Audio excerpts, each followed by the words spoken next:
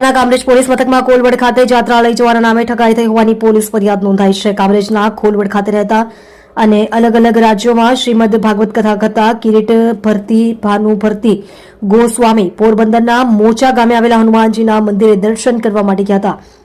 ત્યાં દર્પણ સુધીર પંડ્યા નામનો ઈસમ ત્યાં ભટકાયો હતો। તેમણે કિરીટ ભરતી બાપુને ઓડિશાના જગન્નાથપુરી ખાતે કથા કરવા માટે સહમત કર્યા હતા। 22 તારીખથી 28 ફેબ્રુઆરી સુધી આ કથા ચાલવાની હતી અને આખા રાજ્યમાંથી અલગ અલગ બસોમાં તમામ કથામાં આવનાર લોકોને ત્યાં જગન્નાથપુરી ખાતે લઈ જવાના હતા।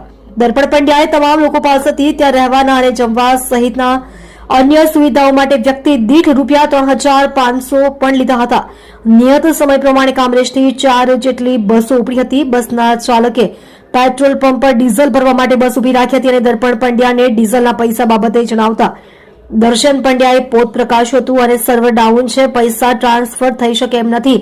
હાલ બસમાં બેઠેલા મુસાફરો પાસે પૈસા લેવા બસ ચાલકને જણાવ્યું હતું અને ડીઝલના પૈસા આવીને આપશે એવી બાહેધરી પણ આપી હતી। જોકે બસના ચાલકોએ મૂળ સફરો પાસેથી પૈસા 4 બસોમાં લગભગ ₹1 લાખ ડીઝલ ભરાવ્યું હતું અને શિરડી પહોંચ્યા હતા। દર્શન પંડ્યા અમદાવાદથી નીકળેલી 4 બસમાં આવી રહ્યા હતા અને શિરડીથી તમામ બસો સાથે જગન્નાથપુરી જવા નીકળવાના હતા। જોકે શિરડી થોભેલી બસના મુસાફરોએ અમદાવાદથી નીકળેલી બસના મુસાફરોનો સંપર્ક કરતા કંઈક અલગ જ કથા સામે આવી હતી। દર્શન પંડ્યાએ ટ્રાવેલ્સની બસોનું પેમેન્ટ નહીં કરતા અમદાવાદથી નીકળેલી બસોને ટ્રાવેલ્સ કંપની દ્વારા કામરેજ ખાતે જ થોભાવી દેવામાં આવી હતી અને શિરડી થોભેલી બસોને પણ પરત કામરેજ ખાતે બોલાવી લેવામાં આવી હતી। દર્શન પંડ્યાનો સંપર્ક કરતા દર્શન પંડ્યાએ પોતાનો મોબાઈલ સ્વિચ ઓફ કરી દીધો હતો। આખરે મુસાફરોને વિશ્વાસઘાત થયાનું ભાન થતા કામરેજ પોલીસ મથકમાં ફરિયાદ નોંધાવી દર્શન પંડ્યાએ લગભગ 90 જેટલા મુસાફરો પાસેથી આશરે ₹3,15,000 ઉસેટી લીધા હતા।